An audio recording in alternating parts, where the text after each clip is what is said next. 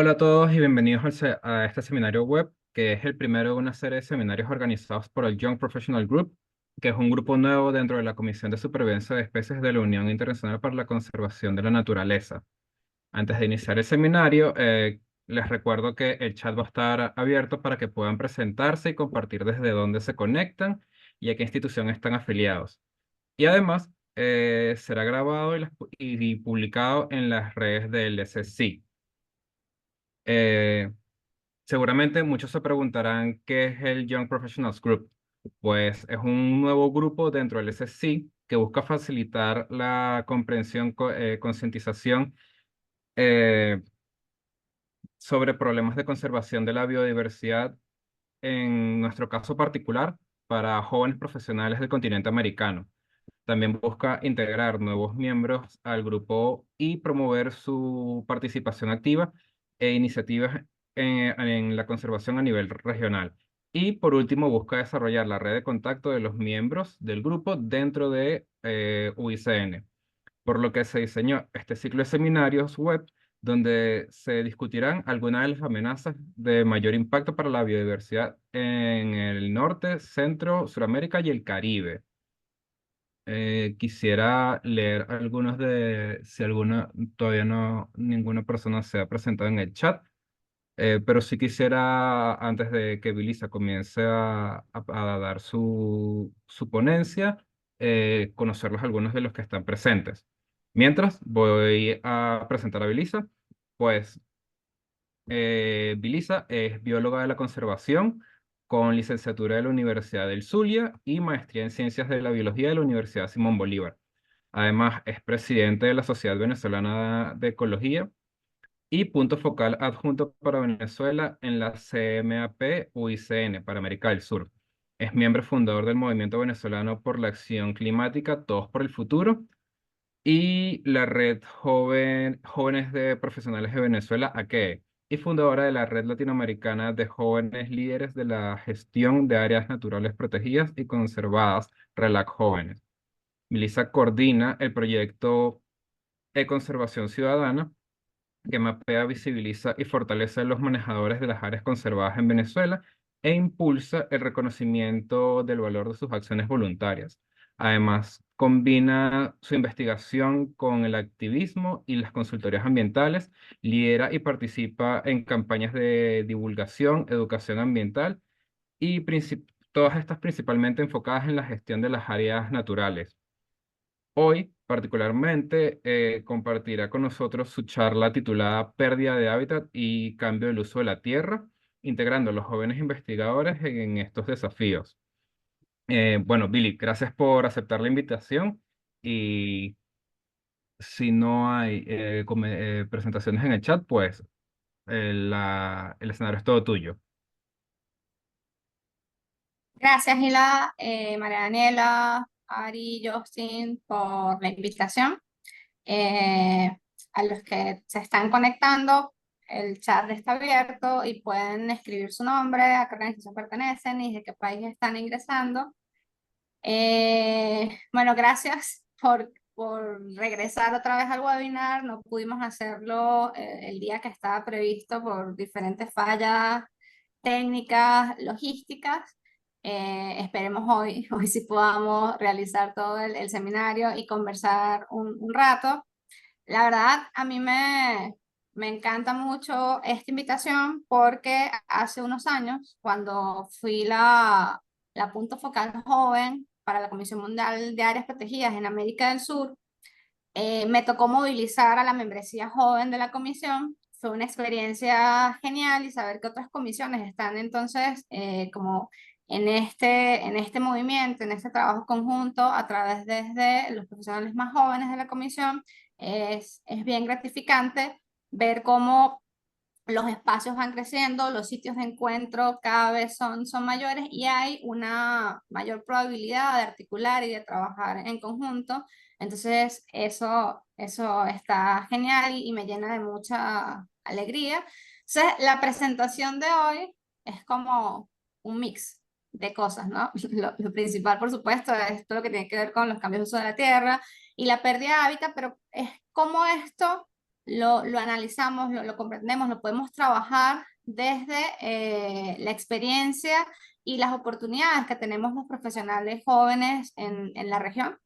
Desde el año pasado, según la UNESCO, yo ya no soy joven, pero bueno, estamos como en esta transición, ¿no? Ya no estamos tan chamos, ya tal vez no somos los profesionales nobles que tenemos 5 años, 6 años trabajando, tenemos un poco más, pero no tenemos 20 años de experiencia, ¿no? Entonces, toda esta como línea transgeneracional, es súper importante mantenernos conectados, mantenernos trabajando en conjunto y sobre todo siempre abiertos a aprender, ¿no? A compartir lo que sabemos y a explorar nuevas posibilidades de trabajo en función de poder transformar nuestra realidad, de poder mejorar las condiciones de los espacios naturales en donde trabajamos, que me imagino es como el motor de varios de los que estamos acá. Ya lo veremos más adelante en las preguntas que tenemos por ahí. En el chat se presentó Juliana, que está desde Argentina y pertenece al grupo de investigación Proyecto Quimilero, y también está Marialina Rinaldi de Argentina, que es del grupo de ecología comportamental de mamíferos de la Universidad Nacional del Sur, donde trabajan con carnívoros. Eh, el chat va a permanecer abierto, pueden ir presentándose por ahí. Ya tenemos unos 8 minutitos, entonces vamos a arrancar con la presentación y a medida que ingresen, pues vamos conversando. La siguiente, Pilar, por favor.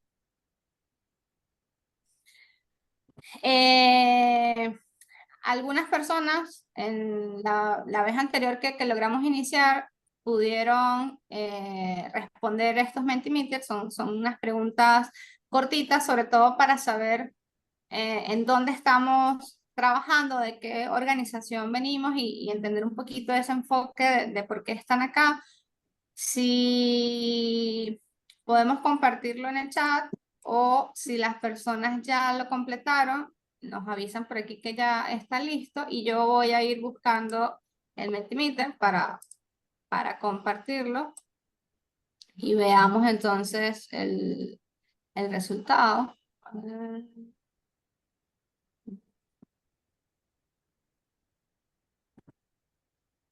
sale acá.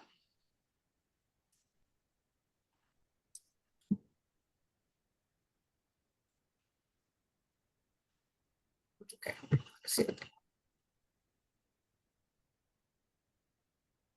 La vez pasada estaban inscritos 120 personas, no sabemos si hoy tengan todos la misma disponibilidad, pero vamos a aprovechar de ver los números de los que participaron el webinar anterior y los que tenemos hoy. Si pueden, en el chat está el enlace, entran y seleccionan la respuesta a su pregunta. Y bueno, la primera pregunta es ¿por qué estás acá? Parece como filosófica, pero, pero no, es simplemente qué es lo que te trajo aquí, ¿no? ¿Cuál es la organización, el espacio de trabajo en donde estás que te movió y te permitió conocer, saber que este webinar iba a estar ocurriendo hoy? La mayoría de los presentes pues son miembros de la Comisión de la Unión Internacional para la Conservación de la Naturaleza, muy probablemente de la Comisión de Especies Amenazadas, que son los organizadores de este evento, pero también tenemos estudiantes de pregrado, estudiantes de posgrado, cosa que es genial, porque luego de la pandemia, donde tuvimos todo este bombardeo de webinars y toda esta vida virtual que se aceleró y en algunos casos positivos, pues también el trabajo remoto se aceleró y hemos tenido posibilidades dentro de nuestras casas o trabajar desde un país y el trabajo está en otro. Los estudiantes terminaron agotados, ¿no? De todas estas presentaciones virtuales y de todos estos horarios que no acababan, podías estar 24 horas siempre con información interesante y con cosas a las que acceder, entonces que estén acá interesados, eso está genial. Tenemos también investigadores, profesores universitarios, consultores y otros muy probablemente vinculados a todos los temas de las ciencias ambientales. Y otra de las preguntas que quería hacerles, tomando en cuenta que vamos a hablar de la pérdida de hábitat, de los cambios de cobertura, es cuántas áreas protegidas de su país han tenido la oportunidad de conocer. Está en porcentaje, porque es como muy variable, ¿no? En Venezuela tenemos 44 parques nacionales, 20 y pico de monumentos naturales, el 22% de nuestro país tiene una categoría de área protegida, entonces son un montón, pero tenemos países como Paraguay, en donde las áreas protegidas son menos, muchas son privadas, tienen tal vez una historia más reciente de protección. Entonces, el porcentaje es para ver qué tanta oportunidad han tenido de trabajar o de visitar y cuál es esa relación que se tiene con las áreas protegidas, que yo creo que son una de las categorías de uso, de protección, de ordenación más relevantes de nuestros países, porque nos permiten conocer cómo era antes, ¿no? Cómo era antes de toda la actividad antrópica, cómo era antes de todo el comercio, de todo el movimiento, cómo era antes a nivel natural, ¿no? Todas esas áreas naturales que es lo que ha ido describiendo la historia de cada uno de nuestros países, describiendo los servicios que tenemos disponibles y describiendo la vida, ¿no? La vida de eso que tenemos la oportunidad de disfrutar cada vez que vamos a un trekking en la montaña, cada vez que vamos a la playa, que tenemos la oportunidad de caminar, de bañarnos en algún lago, en algún río y de comer todas esas cosas ricas que tenemos acá en Latinoamérica. Voy a dejar de compartir mi pantalla y si puedes, porfa, entonces coloca tú la presentación.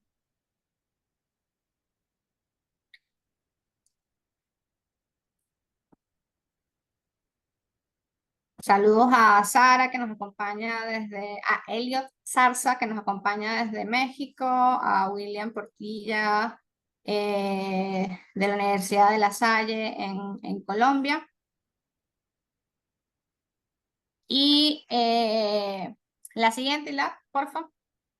Entonces, bueno, ya sabemos que la mayoría somos miembros de la UCN, de alguna de las comisiones, estamos entonces vinculados a la academia, sobre todo, y la mayoría, muy probablemente, somos investigadores jóvenes. Entonces, lo primero que yo quería que recordáramos y que tuviéramos presentes al hablar de la pérdida de hábitat y los cambios de uso y cobertura, es, bueno, una definición básica, ¿no? Que todo biólogo, experto en áreas, en ciencias ambientales debe tener presente, bueno, ¿qué son los ecosistemas, no? Porque esta es la base de cómo podemos comprender esa pérdida de hábitat y esa transformación que estamos realizando día a día en nuestro planeta. Entonces, los ecosistemas los definimos como las interrelaciones entre los diferentes organismos, ¿no? Entre las comunidades de las especies y de estos con su ambiente. Estas relaciones varían, ¿no? A lo largo del planeta, varían además porque algo que define la diversidad de ese ecosistema, la riqueza de ese ecosistema, es la cantidad de energía, cómo fluye la energía y cómo fluyen los nutrientes dentro de esas grandes relaciones que nosotros vamos tipificando. Entonces, esta tipificación va a ser diferente en ecosistemas terrestres, en ecosistemas dulceacuícolas, en marino costero, y tenemos que incluir también los agroecosistemas. Son miles de años en los que hemos estado transformando la superficie de la Tierra, transformando los océanos. Son miles de años en donde nosotros también hemos ido estructurándonos, cambiando cómo nos relacionamos con el ambiente, cómo nos relacionamos entre nosotros y cómo vamos entonces acelerando y creciendo, ¿no? Acelerando las diferentes actividades y creciendo como población. Entonces, no podemos olvidarnos que lo que estamos transformando son estas relaciones, ¿no? Y estas relaciones nos dan una serie de servicios y una serie de características en cada uno de los espacios en donde ocurre. La siguiente, así muy generalmente, y porque yo trabajo en tierra, les voy a hablar como de los 4 principales ecosistemas que tenemos asociados a zonas de montaña. Sobre todo para que veamos un poquito como las diferentes amenazas en cada uno de ellos y vayamos entonces entendiendo estos patrones de transformación. El primero es de mis preferidos, son los bosques nublados, son estos bosques siempre verdes que la mayor parte del año permanecen con una niebla que además les da un toque como misterioso, como muy mágico, súper especial. Son bosques en donde la característica es la humedad. Y entonces tenemos muchas epífitas, tenemos entonces orquídeas por todos lados, tenemos ranitas viviendo dentro de las diferentes epífitas, y entonces hay todo son bosques muy ricos, son bosques que además suelen estar por encima de los 1000 metros sobre el nivel del mar, al menos que por un fenómeno orográfico de una montaña que esté muy cerca a la costa, el viento sube muy rápido, entonces tenemos en Venezuela, en el Cerro Santana, tenemos un bosque nublado a 800 metros sobre el nivel del mar. Y estos bosques suelen ser los que protegemos, suelen ser los bosques que tienen menos amenazas por las actividades del hombre, porque entonces están asociados con la protección de las cabeceras de las cuencas. Y, por supuesto, necesitamos proteger el agua. En Venezuela, el 80% del agua potable que consumimos se produce dentro de parques nacionales que están asociados a la protección de este tipo de bosques. La siguiente, por favor. Entonces, aquí estamos como de arriba hacia abajo y me comí los páramos, los subpáramos. Entonces, bueno, comenzamos desde la zona boscosa. Si bajamos unos metros, tenemos entonces los bosques siempre verdes. Se mantienen con hojas todo el año.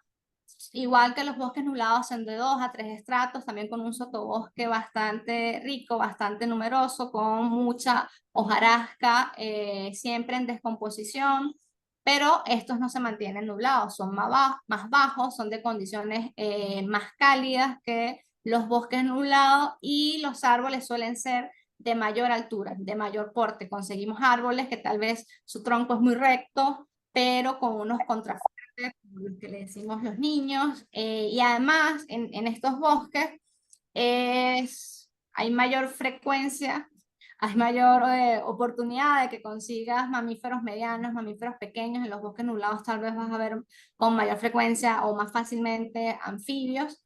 Los bosques siempre verdes suelen estar como en este cordón de protección, pero ya acá comienzan las amenazas por la transformación de la cobertura, y están asociados a zonas agrícolas, siembras de café, siembras de cacao, que cuando se mantienen en sombra, pues mantienen la diversidad de los bosques, pero cuando no, cuando deforestan todo para producir más rápido, aunque en menor tiempo lo vayas a poder producir, pero produces más rápido, tienes ganancias más rápido, entonces están asociados a cultivos y también asociados a viviendas, ¿no? A las zonas donde nos hemos asentado. El siguiente, Ila.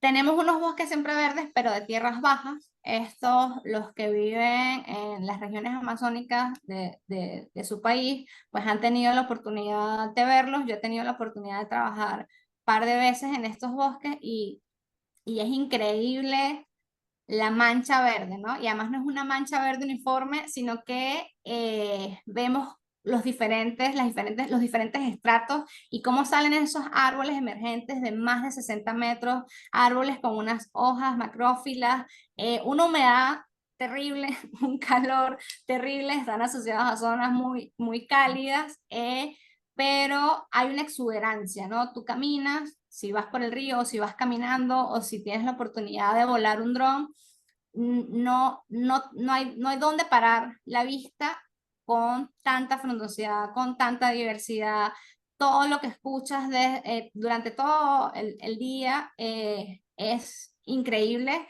Y los bosques siempre verdes de tierras bajas, los últimos años ha ido creciendo la amenaza en estos ecosistemas por la minería, sobre todo, ¿no? Asociada a todos estos procesos de negocios ilícitos. También tenemos, ¿cómo se llaman? Todas estas concesiones para las grandes producción de aceite de palma, de soya. Entonces hay una serie de negocios lícitos e ilícitos que en los últimos 10 años sobre todo han venido desarrollándose en estos bosques siempre verdes y que en algunos casos están siendo una mayor amenaza a la deforestación que existía años atrás para ganadería. La siguiente, por favor.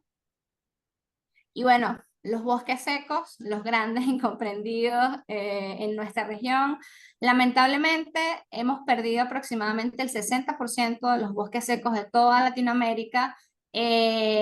Son los bosques que más hemos transformado para el desarrollo de nuestras actividades, todo el crecimiento agropecuario de Latinoamérica, todo el crecimiento urbano se realizó sobre estos bosques con la deforestación de estos bosques. Entonces transformamos estos bosques para nuestras actividades. En algunos países solo queda el 10% de estos bosques y aunque no son tan diversos como un bosque sempreverde, como un bosque nublado, son bosques en donde hay una gran cantidad de endemismos, ¿no? Muchas de las especies por las condiciones tan estresantes de estos bosques tan específicas. Entonces, tenemos muchos endémicos, aunque no hay tantas especies y estos son los bosques que están en peligro en toda la región y en donde además hay pocos estudios, ¿no? Tenemos muchos estudios en los bosques nublados, muchos estudios en los bosques de tierra, siempre verdes de tierras bajas, pero tenemos muy pocos estudios en los bosques más amenazados. Y algo que olvidé decir de los bosques nublados es que han sido refugios climáticos en los cambios que hemos tenido a lo largo de miles de años de historia de la Tierra. Entonces, la siguiente, por favor. ¿Por qué les hablo de los ecosistemas? Primero esto, ¿no? Por las interrelaciones. Y bueno, dentro de esas relaciones que ocurren entre las especies y esas condiciones particulares que necesita cada especie para vivir, que sería el hábitat, están ocurriendo muchas cosas. Y dependiendo de a dónde pertenece ese hábitat, pues va a tener más o menos amenazas. Y además de que va a tener más o menos amenazas, hay mayor o menor información para poder tomar medidas, para poder establecer entonces lineamientos y políticas públicas. Y lo otro es que la Tierra es un ecosistema cerrado, ¿no? Lo único que entra y sale de aquí es la energía que nos proporciona el Sol, esa energía que puede ser calórica o es electromagnética, pero de resto todo lo que esté pasando ahí o se mantiene o se pierde o se transforma. Y lo que está ocurriendo es que estamos transformando cómo está funcionando la Tierra. Y al transformar cómo está funcionando la Tierra, entonces estamos cambiando las condiciones en las que nosotros estamos acostumbrados a vivir, estamos acostumbrados a realizar nuestras actividades y entonces la alteración de estos ciclos biogeoquímicos está alterando todo el sistema y bueno, esto es debido a los diferentes problemas ambientales y hoy nos vamos a enfocar en la transformación de la Tierra. La siguiente, por favor. Es súper importante que entendamos el sistema en el que vivimos, porque aunque trabajemos con una hormiguita, con el jaguar, con el águila arpía, con, no sé, el tabebú, con el género tabebuya de árboles, tenemos que entender que todo se está transformando, ¿no? Y esas transformaciones van a afectar en mayor o menor medida la especie, la población, la comunidad en la que trabajemos. Entonces, hay un estudio súper interesante que tiene que ver con los límites planetarios y que además ha permitido también o sea, este marco conceptual de tratar de evaluar los principales procesos ecosistémicos, ¿no? Los principales procesos que sostienen la vida en el planeta Tierra. Además es una alerta de la salud, ¿no? De la salud en general de nuestro planeta. Entonces, desde el 2009, en el Instituto de Resiliencia de Estocolmo, ellos diseñaron este marco conceptual, lo han evaluado en 2009, ellos identificaron 9 procesos principales. En ese 2009 lograron evaluar solo 3. Luego en 2015 evaluaron 5, perdón, sí, evaluaron 7, volvieron a evaluar 7 y en 2023 lograron evaluar 9 de estos límites planetarios que definieron, ¿no? En este marco conceptual y que nos dice eh, cuál es el umbral, ¿no? ¿Cómo vamos? Estamos evaluando en el umbral de cómo ese proceso está modificándose y cómo esa modificación se aleja cada vez más de lo que podemos manejar, de lo que podemos entonces evaluar para plantear escenarios de adaptación, para plantear escenarios de mitigación. Y como vemos en las gráficas, estamos por encima, ¿no? Ya superamos, fíjense cómo del 2015 a 2023 cambia la gráfica, no solo porque han evaluado 2 procesos nuevos, sino porque superamos el umbral de varios de los evaluados en el 2015. La siguiente, Ilat, por favor. Eso, ¿Eso qué quiere decir? Y en lo que nos atañe hoy, que es el tema de pérdida de hábitat, de transformación del uso de la tierra. Dentro de los procesos que se han identificado como centrales en la operación del sistema Tierra, tenemos por supuesto los cambios climáticos y entonces cada proceso tiene asociado como unos indicadores básicos y tiene los efectos. Entonces, entre los indicadores tenemos las concentraciones de dióxido de carbono en el caso del cambio climático. En la integridad de la biosfera tenemos entonces la funcionalidad y tenemos la diversidad genética.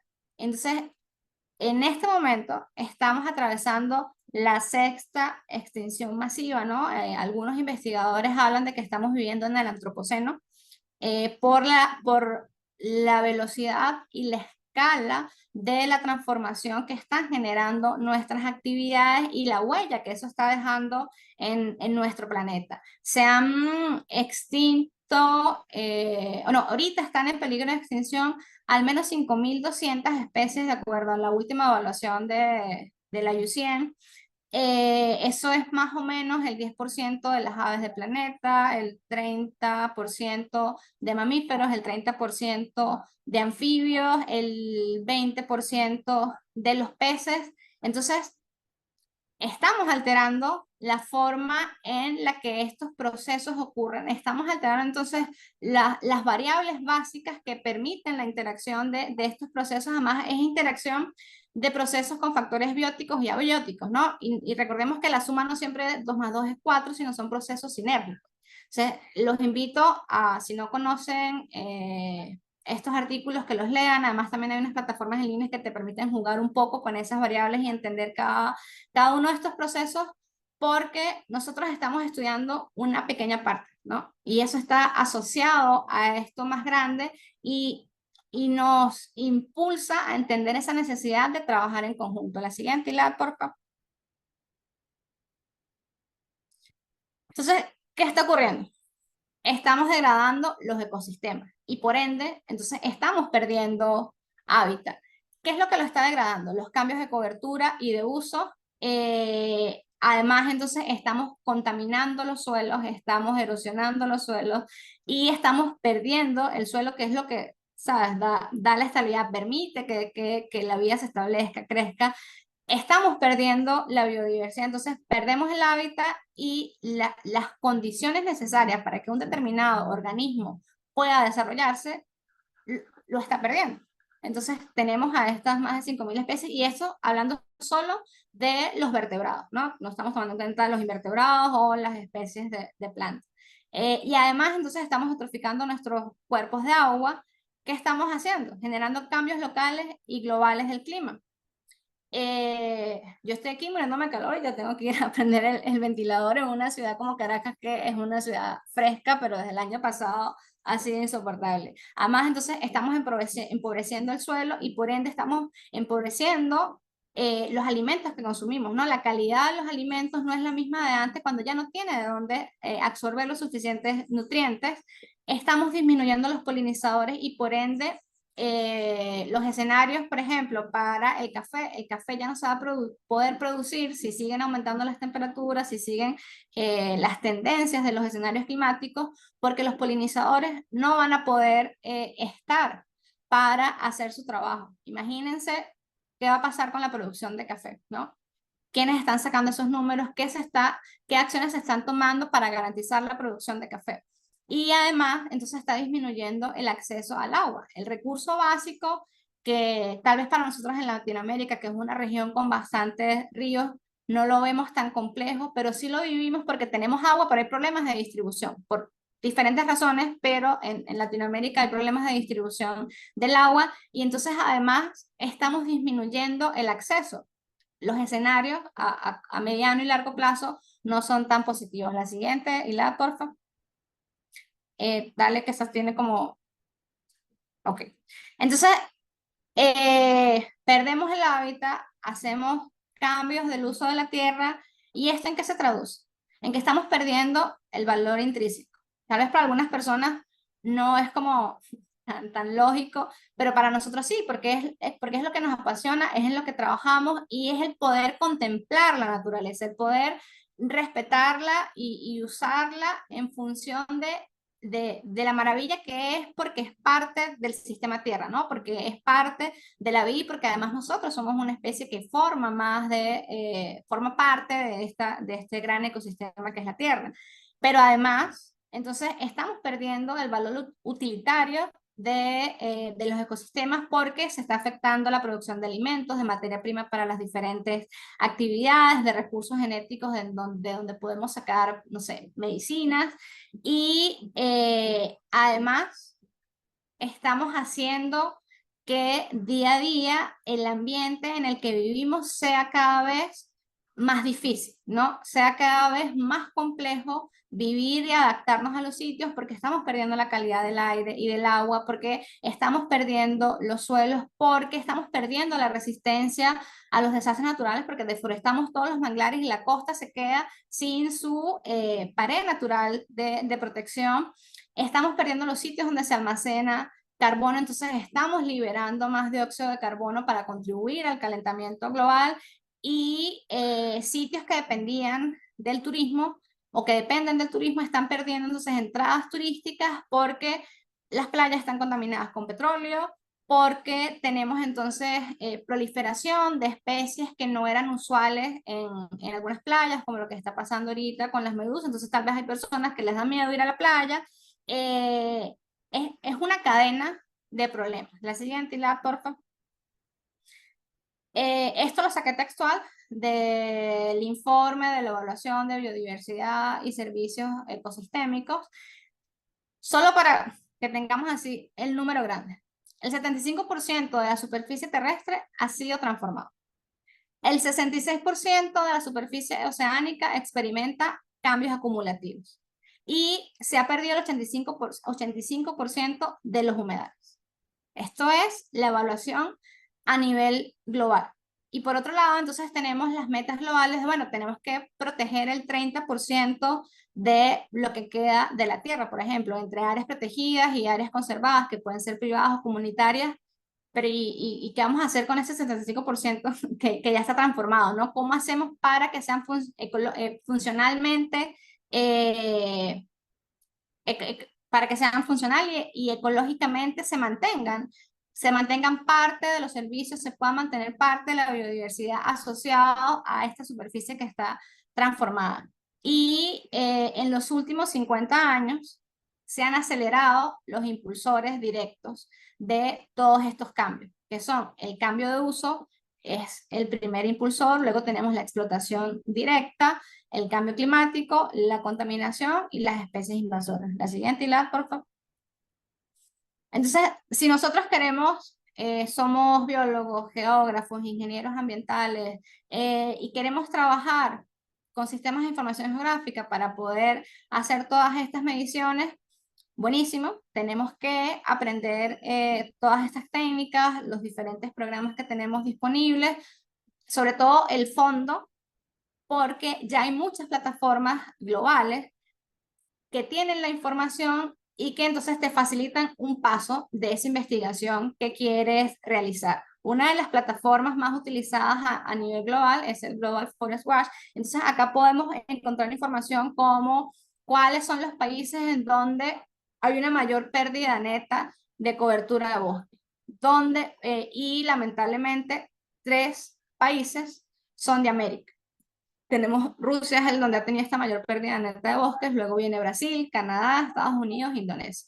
Pero si luego nos vamos a la definición estricta de deforestación según la FAO, Brasil entraría como primero, ¿no? Donde se está deforestando más. Y acá, de los países de América, solo Brasil está entre los primeros 5. También podemos saber entonces cuál es la ganancia en los bosques. La siguiente, Hilar, porfa. Dónde se está reforestando, atrás. También podemos saber entonces qué de los bosques se ha perdido a causa de los incendios. Y podemos tener entonces tendencias globales, tendencias regionales o irnos a nuestro país. La siguiente, Pilar, por favor. Cada vez que usemos alguna de estas plataformas, tenemos que tener en cuenta la precisión de los datos y qué es lo que queremos responder. Si nosotros estamos trabajando con una hormiga que está en Amazonas, el Global Forest Watch pues no nos va a servir, ¿no? Porque no hay relación espacial.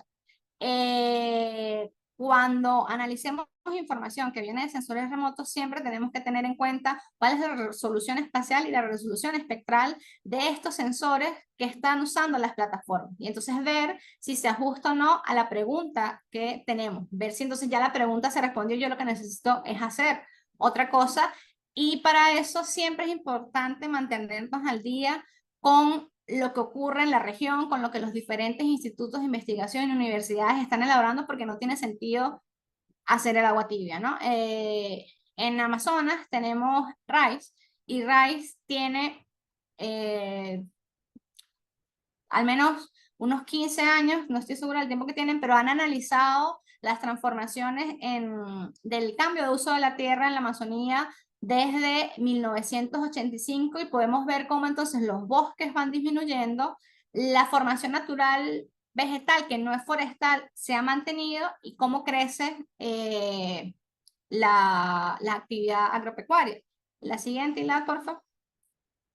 Así como RISE, a nivel regional tenemos una serie de plataformas, de redes, de institutos que están trabajando en conjunto, de investigadores que están trabajando en conjunto, donde posiblemente vamos a tener opciones a pasantías, a tesis, a trabajo. Entonces tenemos que estar siempre chequeando y bueno, dependiendo de dónde estemos trabajando. Yo ahorita estoy trabajando en los Andes, regresé a mi tierra, y podemos tener la Red Gloria, Red de Bosques Andinos, el IMEA, CONDESAN, INAIGEN, el IDEAM, en donde hay datos que nos pueden servir, en donde hay investigación que está ocurriendo en este momento, y donde podemos saber, mira, yo tengo que irme, es por acá, porque ya esto lo están resolviendo. La siguiente, Hilar, por favor. Además, tenemos que saber qué se está haciendo en nuestro país. En el caso de Venezuela, tenemos MapBiomas, que está coordinado por Provita, y entonces utiliza este framework que es regional. Entonces, si estamos en Venezuela y queremos saber qué está pasando, MapBiomas ya tiene digerida bastante información y te permite también hacer algunos análisis puntuales. La siguiente, Hilar, por favor. Y luego, entonces, tenemos sistemas cada vez más finos, ¿no? Información que nos está dando cada vez más precisa, ¿no? Cada vez más cerca de esa pérdida de hábitat que queremos estudiar, ¿no? De esa especie de interés que tengamos. En este caso, esta es una infografía buenísima de un proyecto que tiene el Humboldt, y ellos tienen estaciones de monitoreo con parcelas permanentes en bosques donde están haciendo caracterizaciones florísticas en donde están viendo entonces cómo cambia ese bosque maduro, en donde además están viendo cómo la diversidad cambia en los bosques de menor a mayor intervención y incluyen el monitoreo participativo de la biodiversidad. Tal vez nosotros, si trabajamos en una universidad o un instituto de investigación o estamos de forma remota en nuestras casas, no tenemos la oportunidad de estar todos los días en campo como quisiéramos, pero ya hay gente que vive ahí. Entonces, estos modelos participativos nos permiten tener información constantemente luego de un desarrollo de capacidades y de todo un trabajo conjunto con las comunidades, pero entonces nos permite tener un ojo siempre en los espacios en donde están ocurriendo los cambios, en donde podemos ver cuál es el efecto de esas amenazas. La siguiente, Hilar, por favor. Y como si no es suficiente, ¿no? En medio de toda esta transformación, de este aumento poblacional, de estas actividades que cada vez ocupan mayor superficie y son más aceleradas, estamos en riesgo.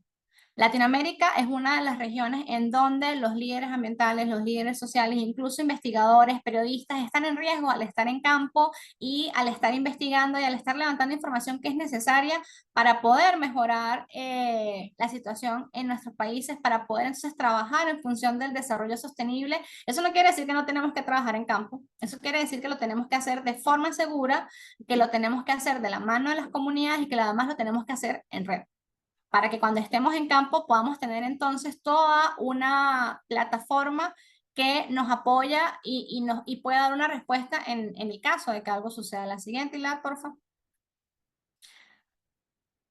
Entonces, están ocurriendo todas estas cosas. Estamos transformando el planeta, pero entonces además estamos también amenazando a las personas que trabajan a nivel local.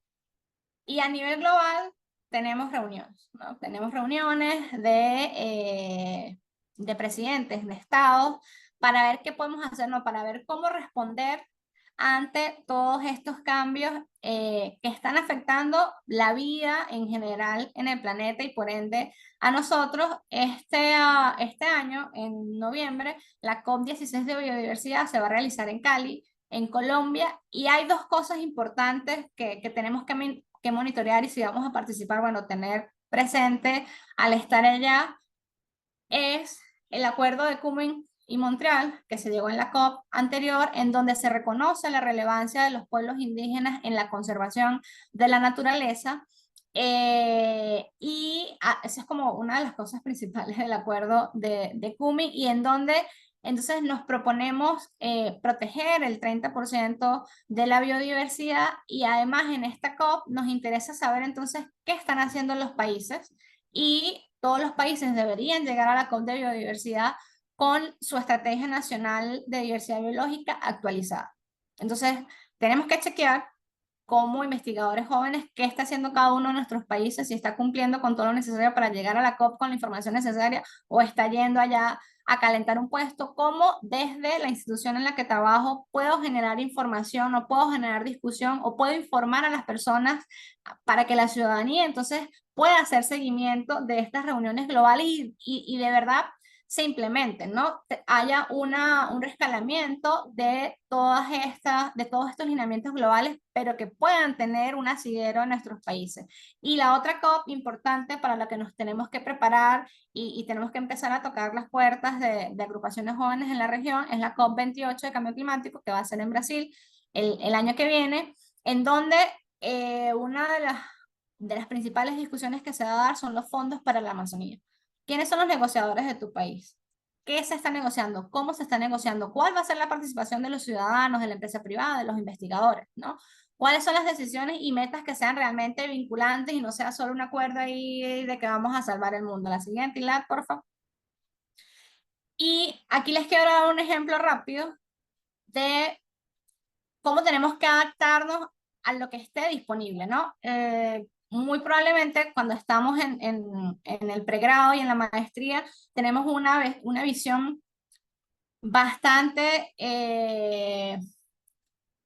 de la ecología clásica, la ecología experimental, de estudios de autobiología, que es súper necesario y que tenemos que seguir haciendo, pero que tenemos que entender cómo hacerlo en un planeta tan cambiante y en un planeta con tantas necesidades. Entonces, en Venezuela sabemos que hemos perdido el 2% de nuestros bosques en los últimos 20 años, que además en el último quinquenio se aceleró la pérdida de bosque en la Amazonía, que era la región que teníamos con poca intervención y la más diversa de nuestro país, y que no se van a necesitar 20 años para perder otro 2% del bosque. Puede ser que en 10 años perdamos otro 2% de nuestro bosque. Entonces, la siguiente, la tenemos un problema y cómo lo abordamos cuando además tenemos eh, actividad agropecuaria que crece sin control, expansión urbana sin control porque no hay respeto de la ordenación territorial y de las políticas públicas, no hay nadie que haga respetar la ley y que además esté invirtiendo en la planificación. Tenemos un aprovechamiento forestal desordenado y además hay una expansión de la actividad minera, que eso viene con grupos irregulares, que viene con desplazamiento de pueblos, además de la intervención en sí en el bosque. La siguiente, Hilad, por favor. Tenemos cifras que para Venezuela no eran usuales y en el estado Bolívar hasta inicios de este año, según la organización SOS Orinoco, hay 60.000, más de 60.000 hectáreas afectadas por minería. En el estado Amazonas, que es la patica que ven del lado izquierdo, entonces tenemos más de 4.000 hectáreas en un estado que por ley no se debe hacer minería, que está prohibido el mercurio, y tiene una legislación asociada a la protección de ese estado, y en el Esequibo ni se diga. La siguiente, por favor. Y además, estamos viviendo los efectos del calentamiento global y es algo que no hay que ser especialista, ¿no? Que estamos viendo la intensificación de lluvias o de sequías, que estamos viendo entonces la intensificación de los incendios. Estamos viendo los efectos del calentamiento global, así no sepamos cuál ha sido ese grado de aumento, pero no lo estamos viendo solo en las ciudades, sino que en el territorio también. El 89% de yecobanas que fueron entrevistados están evidenciando disminución en las lluvias, incremento en la temperatura y además la producción de sus alimentos no se está dando como siempre se ha dado. La siguiente, por favor. Entonces, tenemos toda una serie de amenazas, pero están ocurriendo cosas, ¿no? Primero se siguen formando profesionales y por algo estamos acá, pero además, ante todo esto, hay una organización comunitaria, se está comenzando a ver el turismo y a toda la riqueza natural como una posible solución o alternativa económica. Hay un interés en recuperar las prácticas ancestrales y la búsqueda de opciones de producción sostenible. La siguiente, porfa, y además la necesidad de las alianzas. Y entonces nosotros queremos estudiar el jaguar. Porque sí, porque hay una serie de preguntas académicas, de necesidad de información fisiológica que no se conoce, de información genética, de interacción entre las poblaciones, y es importante estudiar. Pero, ¿cuál es el interés que hay? La mitigación del cambio climático. Hay que disminuir la pérdida de bosque, tenemos que trabajar en mejores parques, y entonces, ¿de dónde consigo yo fondos para trabajar con el jaguar? La siguiente, Hilar, por favor. Eh, tenemos que comenzar a trabajar de forma articulada y tenemos que comenzar a ver otro tipo de financistas, otro tipo de fondos para poder desarrollar la investigación, y eso quiere decir que tenemos que entonces plantear propuestas de investigación que sean más amplias, que no solo tengan que ver con el estudio del jaguar, sino que el estudio del jaguar sea una parte de eso que estamos promoviendo o de eso que estamos proponiendo, es la palabra correcta, esa propuesta que tenemos. El estudio del jaguar es una de las cosas que vamos a analizar. Entonces, el jaguar está en la cuenca del Cataniapo, que es en el estado Amazonas, en Venezuela. Pero si hay unos fondos en la embajada, si hay unos fondos por ayuda humanitaria en un país que tenemos 6 años con una crisis humanitaria compleja, yo no, o sea, si yo me voy con mi carpetica del proyecto del Jaguar, no voy a conseguir los fondos. Entonces tengo que pensar cómo hacerlo, pero pensarlo de forma inteligente, además de todo lo otro positivo que voy a investigar y que voy a conocer al trabajar de forma multidisciplinaria. Entonces, yo no voy a plantear la protección del jaguar. Yo voy a trabajar con la protección de la cuenca del Cataniapo, que es la única fuente para Puerto Ayacucho, que además tiene una presión ambiental agrícola, que hay una potencial contaminación del agua y además entonces estamos en una tendencia de un país más seco y caliente. Y en este sitio hay una población, se necesitan diversificar los cultivos, entonces hay pérdida de cosecha, hay desertificación, tengo que reforestar. Entonces, la siguiente, Ilat, por favor. Yo tengo que plantear un proyecto en donde pueda abordar diferentes problemáticas que por supuesto me vayan a responder algo. Si yo protejo la cuenca del Cataniapo, la cuenca del Cataniapo es el hábitat del jaguar. Si yo hago un desarrollo de capacidades en la comunidad indígena que tenga que ver con el monitoreo de sus especies, que tenga que ver con el monitoreo del agua, yo tengo que hablarles de la importancia del jaguar como la especie, se me fue la palabra, pero bueno, es la especie tope. Entonces, yo tengo que comenzar a pensar cómo trabajar de forma colectiva, de forma transdisciplinaria, para Sí. problemas integrales. La siguiente, ya estamos terminando. Eso se los dejo al final. Dale la siguiente, Ilat, por favor, que estamos con el tiempo. Entonces, ¿cómo podemos comenzar a trabajar de forma transdisciplinaria? Lo más básico es, bueno, desde tu universidad o instituto de investigación que estamos haciendo en conjunto, pero como jóvenes, a través de este tipo de espacios que está promoviendo la Comisión de Especies, hay muchas redes jóvenes en la región. Una de ellas es RELA, como le mencionó Ilat al inicio. Yo soy parte de los miembros fundadores. Esta gráfica es vieja, pero tenemos representación en toda la región. ¿Y cuál es la diferencia de esto con la UCM? Acá no solo hay jóvenes profesionales, sino que además tenemos líderes comunitarios, ¿no? Hay personas que tienen conocimiento empírico, de facto, que es importante saber qué están haciendo, dónde lo están haciendo, cómo lo están haciendo para reforzarlo desde el conocimiento de la academia. Y Relax Jóvenes es un grupo que tiene como estas dos formas de aproximarse a la naturaleza, de entenderla, de estudiarla y de resolver los problemas. Siguiente, Ilat, por favor. Esto nos ha permitido relacionarnos en toda la región con diferentes organizaciones como la Red de Jóvenes Iberoamericana del Programa Mundial de la UNESCO, además los días regionales para la celebración de las áreas protegidas. La siguiente. En Venezuela, a pesar de todo lo complejo que es vivir en Venezuela, gracias al apoyo de miembros de la UCN de Holanda y de su interés, mira, o sea, tenemos este país en crisis, pero es uno de los países biodiversos. ¿Qué están haciendo los jóvenes ahí? O sea, ¿cómo hacemos para que todos los jóvenes no se vayan y se pueda seguir trabajando en conservación y en ecología? Bueno, gracias a este apoyo logramos fundar la red AQE, la siguiente, que está conformada por una red de jóvenes a nivel nacional que en sus diferentes estados han seguido haciendo su trabajo, pero además han podido desarrollar acciones para la conservación, muchas de ellas por ahora, por lo menos, bueno, enfocados en educación, en sensibilización, pero también están comenzando a desarrollarse proyectos de investigación. ¿Y qué es lo que ha hecho que? Porque esta gente está aquí, ¿no? No fue como que trajimos gente de la nada. Lo que hicimos fue comenzar a unir el trabajo que estaba haciendo, fortalecer lo que están haciendo y visibilizar lo que están haciendo, porque además cuando tú te sientes apoyado, te dan ganas de seguir haciendo las cosas con más energía. La siguiente, Pilar.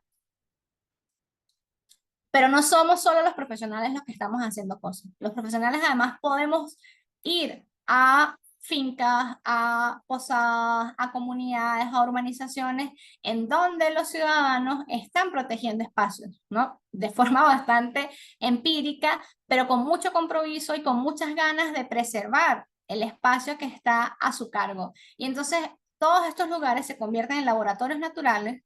Todos estos lugares se convierten en sitios en donde podemos gestionar la biodiversidad y en donde entonces podemos realizar parte de nuestro trabajo. En Venezuela está la Red de Áreas Conservadas de Venezuela. Y la siguiente creo que ya es la final. Sí, quería cerrar con este video. Si hay chance y si podemos colocar el Padlet en el chat para que lo completen, sería genial.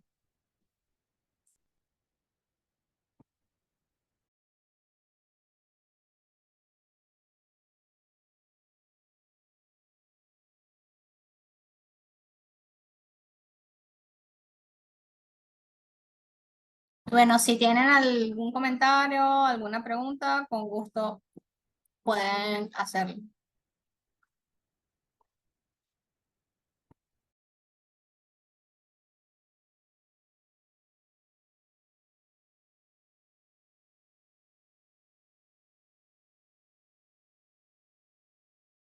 Digo, vamos a abrir la sesión de preguntas y respuestas que las pueden hacer vía chat o vía la pestaña de Q&A. O si quieren, también pueden levantar la mano y les doy acceso al micrófono para que hablen directamente con Belisa. Ya está en el chat el link de Padlet para que puedan acceder.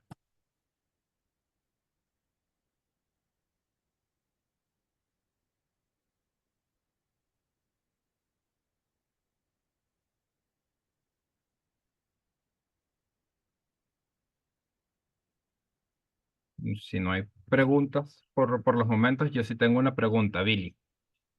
Dale, cuéntame. ¿Lograste compartir pantalla? Ah, perfecto. Sí, Este, por lo menos, imagina un escenario. Un estudiante recién graduado de biología, geografía, veterinaria, ingeniería, ciencias ambientales, salido día uno de la facultad. Además de todo el nerviosismo, la incertidumbre,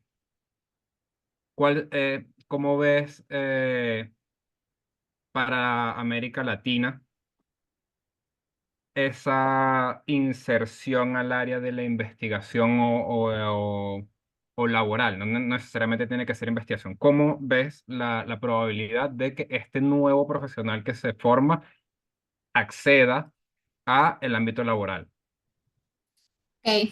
Bueno, eso está complejo, además varía de región. Una de las cosas que pasa, al menos los que estudiamos biología, es que nos forman para ser investigadores y profesores universitarios. ¿No? O sea, es como que no hay otra opción.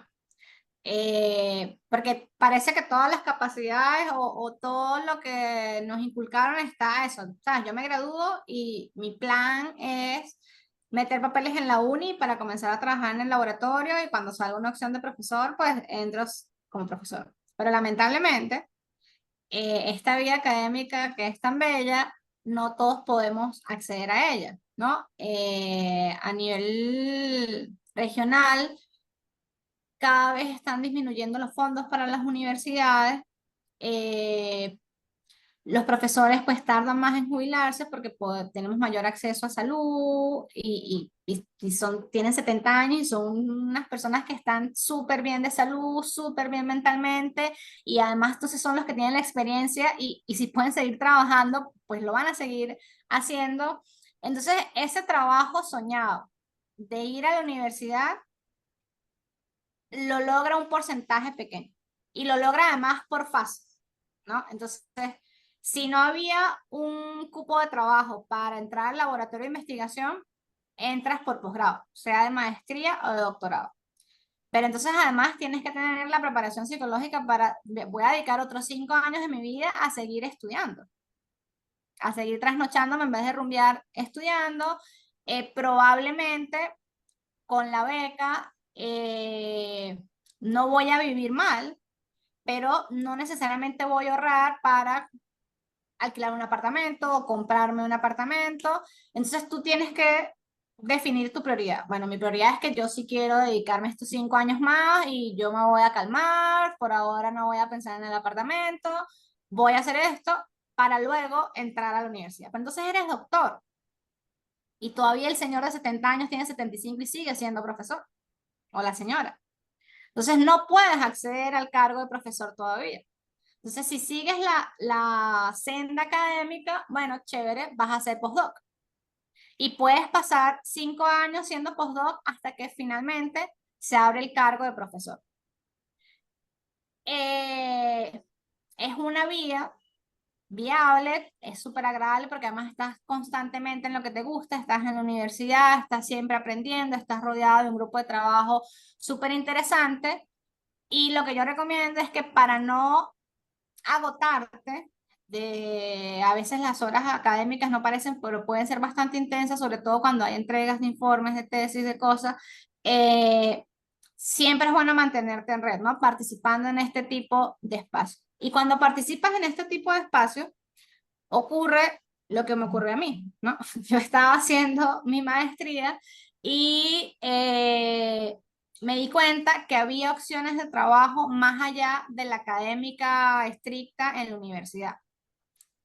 Tienes una red amplia de organizaciones no gubernamentales en toda la región, que también los cupos son limitados, ojo, no es que saliste y de una vez vas a entrar a una ONG, pero entonces tienes como otra línea de trabajo que puedes realizar que está más hacia la gestión.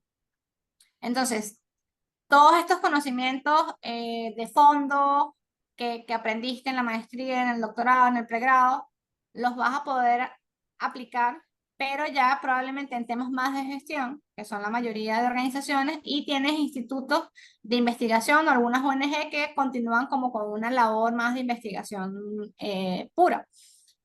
Entonces, esa es como tu segunda línea. Pero además, tienes que tener presente que cuando entras a estas ONG, no vas a ser necesariamente el técnico de campo. Puede ser que primero te toque hacer todo un trabajo de oficina en el que tienes las capacidades, pero no lo sabías, ¿no? Porque cuando uno ya estás trabajando en manejo de bases de datos, en diseño de propuestas, estás trabajando en montar programas para desarrollo de capacidades, no necesariamente te dicen que tú te gradúes de biología para hacer esto, pero cuando te pones a hacerlo, te das cuenta que toda la metodología que aprendiste, toda la constancia que tuviste que tener y la disciplina de la universidad te prepara básicamente para cualquier trabajo. Cualquier trabajo en donde se necesita un desempeño de gestión y un desempeño de investigación. Entonces, lo bueno de las ciencias puras, de haber estudiado ciencias puras o de estar en estas carreras relacionadas a ciencias ambientales, es que tienes de base una serie de habilidades que no conoces, que solo cuando estás en el momento de utilizarlas es que te das cuenta, mira, pero es que yo puedo hacer esto. Entonces, somos buenísimos manejando todos los programas en línea que puedan haber, todos los programas de trabajo en oficina y somos muy productivos cuando trabajamos fuera de la universidad. Y lo otro que va a ocurrir es que hay un área más de implementación, más local, en donde todos estos conocimientos como biólogos o veterinarios o ingenieros agrónomos son muy buenos y son súper necesarios, pero te va a tocar a ti montar el proyecto, montar la propuesta. Y eso sí está de cero más complicado cuando no tienes como el apoyo de una organización. Y ahí sí es bueno que tengas claro que te vas a tener que especializar, vas a tener que invertir un dinero, te vas a tener que buscar una beca para ver cómo montar propuestas. Porque esa opción está ahí, pero es una opción más lenta, en donde vas a lograr entender cómo funciona esta temática de buscar financiamiento. Yo creo que lo importante es tener claro qué es lo que queremos hacer. Si tenemos claro lo que queremos hacer y que están como estas diferentes opciones, vas a empezar a indagar, pero no puedes indagar cuando te vas a graduar, ¿no? La indagación tiene que ser si estás en pregrado, ya cuando estás a mitad de la carrera, un poco más de la mitad de la carrera, que sabes más o menos qué te gusta, entrar a estas redes, comenzar a investigar y tienes que comenzar a darte a conocer. Porque darte a conocer a través de tu trabajo, ¿no? O sea, de que haces las cosas, de que tienes empeño en las cosas, participando en cursos, metiéndote en voluntariados, cuando la gente ve tus capacidades, entonces se te facilita el camino, porque lo más probable es que si se abre un cargo de trabajo en la universidad o en una ONG o en X organismo, ¿a quién van a contratar? A la persona que está más activa. Ah, mira, es que yo trabajé con él y funcionó y lo hizo súper bien, y es que también lo hizo por aquí, lo hizo por allá, y hay más probabilidad de que tú obtengas el trabajo. Entonces yo creo que eso es como lo básico para la región. Perfecto. Bueno, no veo más preguntas ni en el chat ni en el Q&A. Gracias nuevamente, Julissa, por aceptar la invitación y compartir esta información maravillosa. Chicos, en el chat se compartieron las redes sociales de Vilisa, el correo de contacto. por si quieren profundizar en el tema, proponerle colaboraciones o simplemente si le quieren dar sus buenos deseos con todo su trabajo maravilloso. También se compartió un link con una pequeña encuesta de satisfacción que nos ayudará a mejorar los próximos seminarios web, además de permitir el ingreso de potenciales miembros al grupo de jóvenes especialistas. Eh, por último, y antes de cerrar, quiero invitarlos a, a participar en el World Species Congress, que se llevará a cabo el 15 de mayo. Es un evento gratuito, totalmente en línea, donde se expondrán historias exitosas de conservación de especies. El link también se les envió por el chat. Espero verlos en el Congreso y en los próximos seminarios que vamos a realizar. Gracias por su asistencia. Gracias, Belisa, una vez más por toda esta información maravillosa y Gracias a nos usted. vemos la siguiente. Un gusto.